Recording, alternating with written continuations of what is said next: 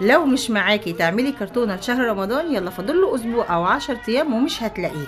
اعملي زي ده كده وخزنيه ووزعيه في شهر رمضان، هتاخدي حسنات كتير جدا على كل واحد بياكل تمره، هتاخدي اجر افطار الصايم. شوفي الطريقه القمر دي، عايزه تعرفي ازاي وصلنا للبلح انه يتخزن باللون الاصفر الذهبي ده بطريقه سهله قوي وجميله قوي، وتقدري تجيبي الكميه اللي تقدري عليها وتخزنيها. وندخل بقى الفيديو ونشوف مع بعض احلى واسهل طريقه لتخزين البلح من السنه للسنه، وهيبقى عجوه وقمر كده وما شاء الله حسن. وزي ما متعودين في كل فيديو بنبدأ فيه بالصلاة على النبي، اللهم صل وسلم وبارك على سيدنا محمد وعلى آله وصحبه أجمعين. وبنزرع نخلة في الجنة، سبحان الله وبحمده سبحان الله العظيم. ويلا بينا بقى الفيديو القمر ده، يلا روحانيات رمضانية، يلا إحساس بالبهجة، إحساس بالفرحة والسعادة والبركة. اللهم ارزقنا البركة في الأرزاق، اللهم آمين. صباحكم ورد وفل وياسمين. بدأت اليوم بفنجان القهوة علشان نصحصح كده ونفوق كده لأحلى وقت وأحلى لحظات ممكن نعيشها، ان احنا بنعمل خزين بس مش للبيت، لا ده لشهر رمضان. كل سنه وانتم طيبين، شهر الخير شهر البركه. وزي ما قلت لكم احنا هناخد الفكره المره دي او السنه دي باذن الله ان احنا هنخزن البلح علشان نوزع منه. انا طبعا بوزع الحمد لله على قد ما بقدر كل سنه، وان شاء الله السنه دي بقى انا اول مره السنه دي هعمله معاكم الطريقه دي. انا دايما بخزنه بثلاث طرق. الطريقه الاولانيه اللي انتم شايفينها معايا دي، نفس الاكياس دي باخدها زي ما هي كده وبحطها في التلاجة، لو عندك مكان في التلاجة او دي فريزر ايا كان. التمر ده عباره عن ايه؟ التمر ده عباره لما جبناه من النخل زي ما قلت لكم قبل كده، حطيته على السطح في البيت هناك لمده اسبوع. يعني انا مثلا فرشته يوم الجمعه، لميته يوم الجمعه، وبنعبيه في الاكياس وبنقي طبعا البايظه بنرميها وكل حاجه، وبنعبيه زي ما انتم شايفين كده وبحطه في التلاجة. المهمه الثانيه ان انا جبت حبه معايا وانا جايه من هناك باكياسهم زي ما هم كده، وهنبتدي بقى نخزن البلح اللي هو بيتعمل عجوه يا بنات. وما شاء الله هتشوفوا طريقه سهله وجميله جدا، مفيش اجمل ولا اسهل من كده. هتعملي ايه هنا؟ عندي طبق كبير فيه ميه نضيفه من الحنفيه وعاديه خالص جدا، ميه بارده عاديه جدا. هبتدي اغسل فيها التمر بتاعي زي ما انتم شايفين كده بطريقه سهله، لان انا مش عايزه اغطسه في ميه كتير يا بنات واغسله بالميه كتير وابالغ فيه، علشان الميه ما تدخلش في الفتحات بتاعته جوه وتخلي البلحه تبقى معبيه ميه. مجرد بس ان انا بنزل المصفى زي ما انتم شايفين كده وبطلعها، علشان بس انزل كل التراب اللي جه عليه من لما نشرته على السطح وكده كده نزلت كل التراب اللي فيه. عندي حله تانية على البوتاجاز فيها ميه بتغلي، وهتشوفوا ما شاء الله، شوفوا هو اصلا لونه نور من غير اي حاجه، يا دوب بس التراب اللي عليه اشتال، ما شاء الله لونه بقى جميل ومنور كده. عندنا بقى حله على البوتاجاز فيها ميه زي ما انتم شايفين بتغلي، هبتدي برضو انزل بالمصفى بنفس الطريقه اللي انتم شايفينها دي. طبعا المصفى ملهاش ايدين فهحاول اعمل لها ايدين الجيش قال لك اتصرف. هجيب شوكتين زي ما انتم شايفين كده سريعا كده، عشان انا مش عايزه البلح يقعد في الميه كتير. برضو المفروض زي ما غسلته في الميه البارده برضو هنزله في الميه السخنه مره واتنين، بس ايه زي تعقيم كده وان هو ما شاء الله ينضف بقى ويبقى ما فيش اي ترابه ولا اي حاجه فيه زي ما انتم شايفين كده. اللهم لك الحمد يا رب العالمين. اقل من دقيقه وتكوني مطلعاه، وزي ما انت شايفه اللهم بارك اللون بتاعه بيزهزه كده وبينور اكتر واكتر، وبيخلي ما شاء الله النفس تتفتح على البلح كده. اللهم ارزقنا البركه في الارزاق. البلح دلوقتي في السوق يا بنات هو دلوقتي عامل 25 و30، بدا يوصل لل30، واوقات ممكن لو ست عايزه تعمل لك تخفيض بتعمله لك ب2 ب55. هناخد بقى دلوقتي اهو زي ما انتم شايفين هنصفيه مصفى كده وابتدي افرشه في البلكونه او في الهواء عموما. انا بس عايزه ايه يتهوى شويه يعني، بس مش اكتر من كده، عايزه اهويه علشان ما يبقاش محتفظ بميه كتير جواه وما يبقاش على بعضه فيشرب ميه اكتر. هنرجع برضو نكمل بقيه الطريقه بنفس اللي انتوا شايفينه ده، هنكمل مع بعض نفس الطريقه لحد ما اخلص كل الكميه اللي معايا. فانا عايزه اقول لك هاتي كيلو، هاتي 2، كل ما تنزلي السوق هاتي 2 كيلو. بس المره دي خلي بالك، انا كنت بقول لك الكلمه دي قبل كده، دلوقتي ممكن اسبوع او 10 ايام بالكتير ومش هتلاقي البلح ده موجود، لان تقريبا كل الناس قطعت النخل بتاعها، واللي هز واللي قطع وخلاص على كده. النخل تقريبا اغلبيته كله بقى فاضي يا بنات، فاللي عنده شويه عايز يبيعهم هم دول اللي موجودين دلوقتي، بعد شويه مش هتلاقيه. فحاولي على قد ما تقدري تجيبي لك ايه كام كيلو على حسب ميزانيتك انت، ان شاء الله تعملي لك كيسين 3 ايا كان. وزي ما بقول لك لو انت عندك كميه متوفره وربنا موسع عليك الرزق ورزقك البركه فيه، اللهم امين يا رب العالمين، جددي النيه ان التمر اللي انت خزنتيه ده ان شاء الله باذن واحد احد هتطلعي منه تمر في رمضان افطار صايم. تخيلي كل واحد هياكل ولو تمرايه واحده بس، هتبقى اجر افطار صايم ان احيانا ربنا. تخيلي بقى، يا رب يا رب يكتب لي ويكتب لكم العمر ان شاء الله بالصحه وبالعافيه، اهم حاجه. احنا مش عارفين اعمارنا رايحه لفين، هل انا بكره هبقى موجوده في الدنيا، هل لا مش موجوده. ان شاء الله لو ربنا يعني انعم عليا وموجوده في الدنيا، ربنا يا رب يبلغنا رمضان أعواما عديدة وأزمنة مديدة، ونفرق ونوزع وناخد الأجر. لسه ربنا يعني سبحان الله، الله أعلم وعلمه في الغيب، مش ربنا أذن لنا بحياة لحد شهر رمضان، يبقى سبحان الله إن كتبت في ميزان حسناتك. زي ما دايما بقول لكم، إنما الأعمال بالنيات، إحنا هنهم على الحسنة وربنا يكتب لنا أجرها.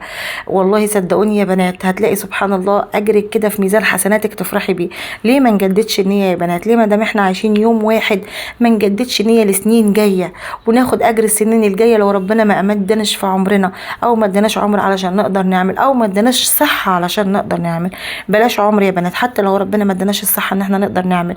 تخيلي لو انت بتقولي انا كل سنه هعمل كذا، وتقدري السنه الجايه ما تقدريش تعملي، انت اخدت اجر السنين اللي ربنا اذن لك فيهم ان انت تعيشي، او ربنا اذن لك فيهم ان يكون عندك صحه فيهم. اللهم لك الحمد. اللهم ارزقنا الاخلاص في القول والعمل. اللهم اجعل كل عمل وكل ذكر وكل كلمة طيبة خالصة لوجهك الكريم يا أرحم الراحمين. هنعيد الكرة بنفس الطريقة. وبصراحة أنا بشوف اللون معاكم دلوقتي اهوت في التصوير، بصراحة يا بنات هو لونه كمان أحلى وأجمل ما شاء الله تبارك الله. اللهم ارزقنا البركة في الأرزاق. طبعا الصينية صغيرة يا بنات، فعملت إيه يا هنا؟ جبت جلابية عندي كده فسكوس كده قطن طرية، ورحت بقى فرشاها كده في الأرضية بتاعة البلكونة عادي جدا. الأرضية نظيفة وزي الفل، والجلابية أنا جايباها من على الحبل نظيفة وزي الفل يا بنات. هنبتدي بقى نفرش بقى التمر بقى، علشان انا عايزاه يبقى مش فوق بعضه، عايزاه يتهوى بسرعه علشان ما يشربش منه ميه زي ما قلت لكم. هنبتدي بقى نكرر العمليه دي، لان انا لو كان عندي مصفى اكبر من كده يا بنات كانت ما شاء الله سعفتني اكتر. لكن انتوا عارفين، انا اسفه والله لو مش قادره اتكلم، انا فعلا مش قادره اخد نفسي. ادعوا لي ربنا يعفو عني ويرفع عني، واعرف سبب التعب اللي انا فيه. ادعوا لي، لان انا مش عارفه ابدا سبب اللي انا فيه. انا حاليا لحد دلوقتي وانا بكلمكم خسيت 11 كيلو، ومش معروف السبب بتاع الخسسان ده ايه، ولا التعب اللي انا فيه ايه ده. الحمد لله على كل حال واي حال. اللهم ارزقنا يا رب يا رب يا رب البركه في كل حاجه، في الصحه وفي المال وفي الاولاد، وربنا يرزق كل مشتاق. اللهم امين. ولما دايما بقول اللهم ارزق كل مشتاق، بفتكر حبيبتي ام محمد اللي من السعوديه، دايما بتيجي على بالي. ربنا يجعلني سبب لدعوه ليكي بظهر الغيب، وربنا يكرم اخواتنا كلنا ويدعوا لك بظهر الغيب انت وكل مشتاق. اللهم امين. حبيبتي ام سيد برضو حابه كلنا دايما نجدد نيتنا ونترحم على والدها وعلى والدي وعلى جميع اموات المسلمين. اللهم امين يا رب العالمين. ام زيزو دايما كانت دايما بتقول لي ادعي لي بتفريج الكرب، ربنا يفرج كربك يا حبيبتي يا رب. اللهم امين، وتبقي من احسن الناس. ما شاء الله حابه اقول كل اسماء اخواتي اللي موجودين معايا، يعني ام حمزه وام عبد الحميد ما شاء الله موجوده معايا جديده، ربنا يبارك لي فيها يا رب. سهام برضو موجوده معايا. ماما منى طبعا دي فوق راسنا كلنا. منى محمد برضو موجوده معانا، ربنا يبارك في عمرك يا حبيبه قلبي. ام جنى مش عارفه مش موجوده ليه، ربنا يطمن قلبي عليكي. زهره الياسمين زهره قلبي، ربنا يبارك لي يا رب فيكي يا حبيبه قلبي. رسيل طبعا ربنا يا رب يصلح حالك يا بنوتي يا قمر. بشرى برضو كمان قمر القمر بشرى. شوفوا ما شاء الله يا بنات، دي كل الكميه انا فرشتها اهوت، والباقي في الصينيه اهو. دول طبعا يا بنات دول الكميه اللي انا حبيت ان انا اعملهم عجوه بس، لكن اللهم بارك اللهم بارك بقيه الكميه كلها انا عملتها بالطريقه اللي انتوا شايفينها، اللي هو اللون الناشف ده اللي انتوا شايفينه ده اهو، زي ما انتوا شايفين كده هو ناشف زي ما هو. انا مش هغسله ابدا ابدا، الطريقه دي ما ينفعش معاها غسيل. انت تشيلي زي ما هو كده يا بنات، ولما تيجي تطلعي عايزه تاكلي تغسلي على قد اللي انت هتاكليه، بس مش اكتر من كده اهو. انا بوريكم بس الطريقه زياده تاكيد، يعني انا زي ما هو ناشف كده قعدت اسبوع زي ما قلت لكم في الشمس كده، سواء عندك بلكونه حطيها في صينيه برده زي ما انا عامله كده، وخليه ناشف زي ما هو كده، وعبيه في الاكياس وحطيه في التلاجة، مش هيجراله اي حاجه ابدا ابدا ابدا، هيقعد معاكي سنه وزياده. والله يا بنات انا عندي تمر من السنه اللي فاتت في التلاجة زي ما هو زي كده بالظبط. اللهم بارك. بنطلع منه الكميه اللي احنا عايزينها نغسلها وناكل منها على طول، لكن بحتفظ بيه زي ما هو كده بالظبط ناشف زي ما هو. دي طريقه من طرق التخزين زي ما شفتوها اهي. عندك البلح الاصفر اللي هو بيكون لونه اصفر وناشف كده، لسه يعني لسه ناشف ما طابش ولا حاجه على النخله، زي ما هو برده حطيه في اكياس وحطيه في الديب فريزر. اللهم بارك هيطلع لك قمر القمر وطعمه سكر سكر. يبقى انت عندك 3 طرق لتخزين التمر. لو هو اصفر زي ما هو حطيه في الفريزر، لو هو زي ما كده وانت ما عندكيش مكان في الفريزر ولا كده، يلا حطيه في السطح او في الشمس في البلكونه لمده اسبوع، وبعدين جمعيه في اكياس وحطيه في التلاجة من تحت. عندك عايزه تعملي البلح العجوه، ادي احنا هنعمله مع بعض النهارده زي ما انتم شايفين بالطريقه القمر دي. طبعا انا سبته يتهوى زي ما انتم شايفين، وبعد ما يتهوى هتشوفوا هنعمل فيه ايه تاني ان شاء الله. ايه هنا ده، شوفوا دي المانجا بتاعتي يا حبايب. هنا يوم ما جبنا المانجا النعومي وخزنا المانجا، انا اخدت النوايا بتاعت المانجا وحطيتها، وشوفوا ما شاء الله اللهم بارك شكلها يفتح النفس، وكبرت ورعرعت كده، يا رب ارزقنا البركه فيها. واحاول انزل ازرعها في الشارع تحت، ويبقى اجرها لينا بعد كده لاي حد ياكل منها. النعناع، وطبعا هنادي المنعنع، انتوا عارفين هنادي يعني شاي، وشاي يعني نعناع. اديكوا عرفتوا اسم هنادي اهو، شفتوا اللي هو دلعي هنا وانا معاكم هنا على طول. هتعملي ايه بقى يا هنا تاني؟ هناخد كل التمر اللي انتوا شفتوه اتهوى شويه بس كده في البلكونه، وبعدين حطيته في الصواني زي ما انتوا شايفين، وهدخله على الفرن يا بنات. هتدخله على الفرن ليه يا هنا؟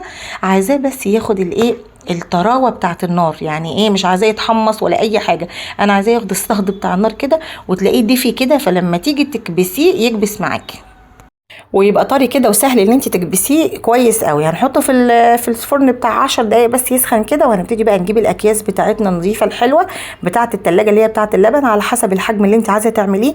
انا بصراحه مش هعمله احجام كبيره قوي، انا عايزاه حجم وسط عشان اعرف اتحكم واكبسه كويس، وفي نفس الوقت لما احب استخدمه اطلع كيس استخدمه اخلصه، وبعدين افتح الكيس اللي بعده علشان ما افتحش كل كيس وتاخد مني هوا، يبقى انت كده منظمه. وكمان لو حبيتي توزعي، طبعا هتوزعي اكياس كده، كل بيت تديله كيس زي ده، ما شاء الله فضل ونعمه من عند ربنا.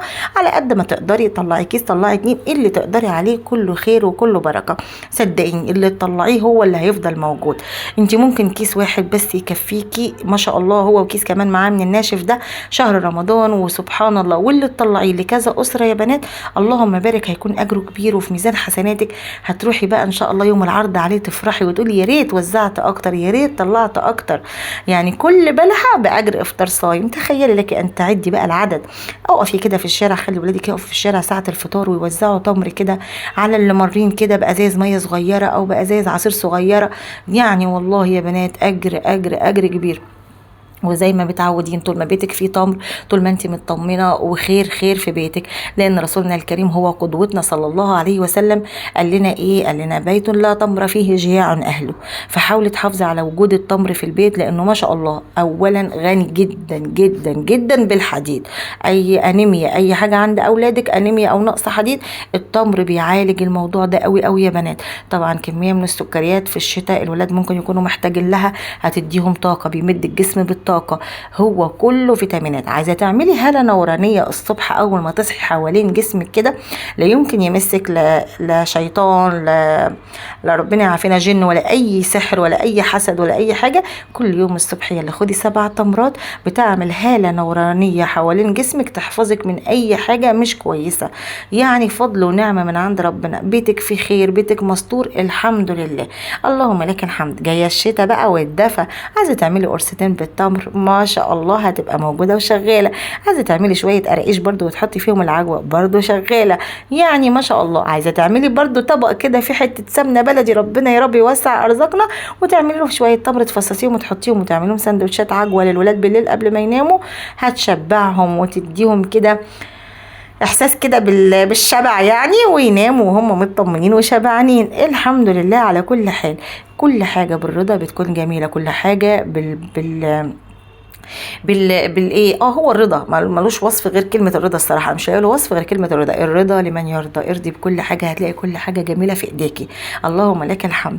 صدقوني يا بنات التمر ده والنخله اللي طلعت في الارض دي سبحان الله هي فضل ورزق من الله عز وجل. والله فضل ورزق من الله. اللهم لك الحمد حمدا كثيرا طيبا مباركا فيه، انك اكرمتنا وانعمت علينا. مش عندك الحاجه اللي زي دي سبحان الله، قلت لك ولو كام كيلو، وصدقيني هتحط ايديكي عليهم زي ما متعودين وتقول اللهم هذا رزقنا ما له من نفاذ، هتلاقي فيهم بركة الكتير. القليل في بركة الكتير، أهم حاجة البركة. وزي ما قلنا بركة، الفيديو بتاعنا ما ينفعش يعدي من غير أي بركة كده يا بنات. اللهم آتنا في الدنيا حسنة وفي الآخرة حسنة وقنا عذاب النار. رب اشرح لي صدري ويسر لي أمري وأحلل عقدة من لساني يفقه قولي. أستغفر الله الذي لا إله إلا هو الحي القيوم وأتوب إليه. الله الله ربي لا أشرك به شيئا. اللهم إن كنت غيرا أهلا برحمتك فرحمتك أهلا بأن تصل إلى العاصية مثلي. اللهم اغفر لنا وارحمنا واعف عنا يا أرحم الراحمين. اللهم بارك في عمر أمه وجميع أمهات المسلمين، وارحم أبويا واغفر له وجميع أموات المسلمين. اللهم اشف مرضانا واشف مرضى المسلمين. اللهم اشف أخويا، اللهم اشف أخويا، اللهم اشف أخويا شفاء لا يغادر سقما. يا حبيبي ربنا يرفع عنك. بالله عليكم يا بنات ادعوا له، ادعوا له ربنا يتم شفاه. هو الحمد لله كان اتحسن وكان ماشي على جلسات الكيماوي والحمد لله، بس هو الأيام دي فعلا تعبان. ربنا يعفو عنه يا حبيبي ويشفي يا رب، وربنا يعني يخلف الظنون ليا ان شاء الله. ادعولي ادعولي كده ان شاء الله. احتمال الاسبوع ده اعمل المنظار بتاع المعدة والقولون. ادعولي ربنا يعني يهونه عليا، ومطلوب مني اشعة برضو مقطعية بالصبغة على البطن والحوض برضو. ادعولي ربنا يعني يهونها عليا برضو. مطلوب مني حاجات كتير علشان مش معروف انا بخس ليه، ومش معروف التعب اللي انا فيه سببه ايه. الحمد لله انا راضيه بكل حاجه وراضيه باي حاجه. اللهم لك الحمد، اللهم لك الحمد، اللهم لك الحمد، اللهم حق الحمد. اهم حاجه يا بنات ليا طلب عندكم، لو فعلا بتحبوني او بتحملوا لي ولو جزء صغير كده من المعزه والمحبه في الله اللي خالصه لوجهه الكريم، لو لقيتوني اختفيت من القناة او مش موجودة، ادعوا لي دعوة بظهر الغيب ان ربنا يا رب يعفو عني ويغفر لي ويرحمني. اللهم امين يا رب العالمين. بالله عليكم لو اختفيت فجأة ادعوا لي ادعوا لي ادعوا لي. ودايما لما تفتكروني ادعوا لي، ودايما لما الفيديوهات تعدي عليكم ادعوا لي دعوة بظهر الغيب. اللهم امين يا رب العالمين. ربنا يكرمنا جميعا. اللهم امين يا رب العالمين، وبارك في اعمار اولادكم يا رب، وفي صحتكم وفي عافيتكم يا رب العالمين. يلا بقى يا هنا، احنا في ايام جميله وداخلين على ايام جميله. يلا يلا. هنا دايما طاقه ايجابيه وحماس. انا يا بنات ما اعرفش ليه انا ممكن اكون بعيط وفي نفس الوقت بضحك، يعني انا مش عارفه انا ازاي كده، بس الحمد لله دي نعمه من عند ربنا عز وجل. اوعوا تقولوا عليه هبل ولا عبط، ها خلوا بالكم. دي ما شاء الله الكميه زي ما انتم شايفين، طلعت كل الهواء من كل الاكياس، وهدخل برضو كل كيس جوه كيس تاني يا بنات علشان اضمن انه ما يدخلوش اي نقطه هواء، اي هفوه كده من الهواء، لان لو دخلوا هواء يا بنات بيعنكب وممكن يعفن كده ويبقى مش حلو ابدا ابدا ابدا. فانا هدخله برضو في كيس تاني من الاكياس تانية زي دي كده، وبعدين هدخلهم جوه كيس بلاستيك كبير واقفل عليه. ويلا بقى عايزه تستخدميه بعد شهر استخدميه جدا مفيش اي مشكله.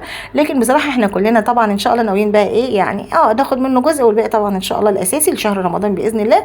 ربنا يرزقنا الاخلاص يا رب العالمين، ويدينا الاجر على النيه. اللهم امين يا رب العالمين، ويعفو عني وعنكم وعن جميع المسلمين. اللهم امين يا رب العالمين. شوفوا ما شاء الله تبارك الله يا بنات، حاجه كده قمر القمر، وكل سنه وانتم طيبين، واللهم ارزقنا البركه في الارزاق. اللهم امين يا رب العالمين. فيديو كده يا رب ما كنت طولت عليكم فيه، بس كنت وحشيني وحابه اتكلم معاكم، وحابه ناخد افكار من بعض ونفرح كده على دخول رمضان وتخازين رمضان. كل سنه وانتم طيبين، وان شاء الله الايام الجايه كلها ايام خير وفرحه وسعاده وبركه وراحه. ربنا يريح قلوبنا جميعا بعفو ورضاه علينا.